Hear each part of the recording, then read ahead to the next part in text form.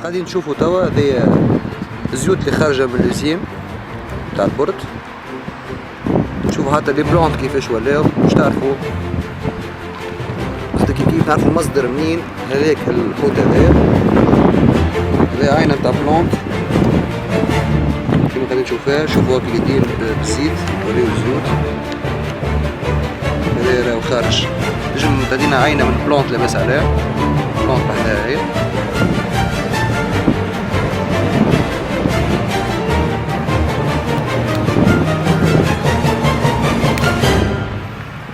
وهذه عينه اخرى من بلونت اخرى فيغ، مازلت ما وصلتلهاش التوش نتاع الزيوت. هوني نجمو نعرفو مناش الحوت هذايا وصل للوضعية نتاعو. الحوت علاش مات؟ من الزيوت تاع البرد. هاو تشوفو شي خارج،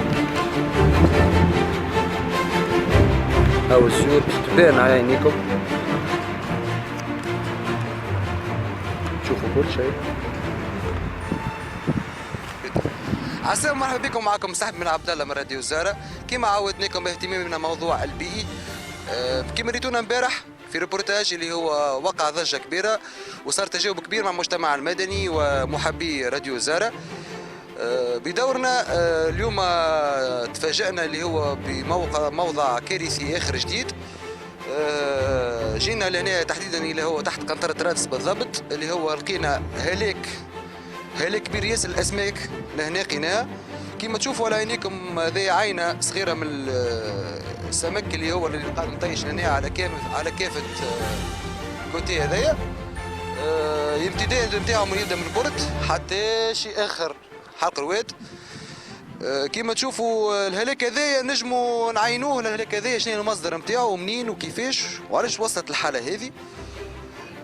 نجموا نعرفوا اللي هو هلاك لهنا، ما تنساوش اللي هو فما زون ماريتين هنا، فما بورت، فما بابورات اللي هي تخرج الديشي نتاعها، فما كيف ورانا هنا عنا البورت زاد كيف اللي هو يقوم في التصليح نتاعو لهنا، يصلح في اللي باتو لهنا واللي ماشيين اللي عنده.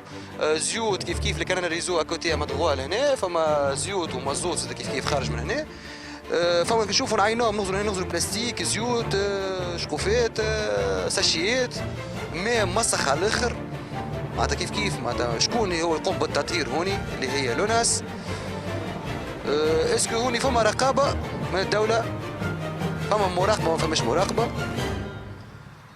لازم نلقاو الحل. لهنا بدورنا نحن ندعيو كل مسؤول في البلاد التونسيه في الحكومه، كل عضو مجلس نواب، سيد رئيس الحكومه سيد حبيب السيد، ندعوه كذلك الى يجينا لهنا ويجي يشوف على عينيه، يشوف الوضعيه الكارثيه بولايه بن عروس اللي هي اقوى ولايه المصانع والشركات، اللي هي فيها جبل بوقرنين اللي هو موقع سياحي، وفيها كذلك البحر اللي هو البرت، في شريط ساحلي كبير ياسر يمتد من رادس حتى شي اخر بورسدريه.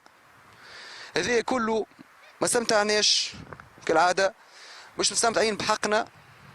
احنا بواجبنا هوني قمنا برصد البروبليم اللي تشوفوا فيه قدامكم توا، الاسماك هذه اللي ملوثه شريط الكامل. ندعيو مره اخرى كافه المواطنين والمسؤولين اللي يجيو يشوفوا على عينيهم.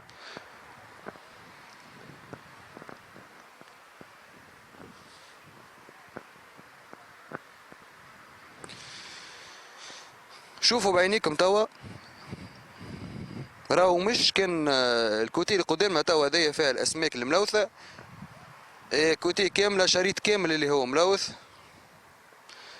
بالنسبه للتحليل نتاعنا هذايا راهو شيء كارثي. وصل الاسماك وصلت تخرج اللي هي من التلوث اللي موجود في البحر نتاعنا. من المسؤول ومن صاحب القرار؟ هذه دولة ذات كيان، ذات سيادة، ذات نفوذ. لازم تتحرك الدولة. رانا نحن ما حشناش بانتخابات، ما حشناش بعباد اللي هي تخرج في التلفز وتتكلم. نحبوا عباد مسؤولة، عباد تخرج، عباد تتحرك. يزينا ما حكينا كيما نعاودوها، ويزينا ما تكلمنا. يزي من حديث الجرايد وحديث الإذاعات اللي هي مخبية الحقائق.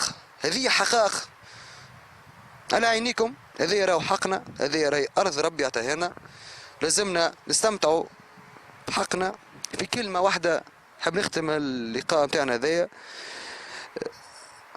نحن مطالبات متاعنا نحبوا نعيشوا في مناخ نظيف، بحر نظيف، وشكرا.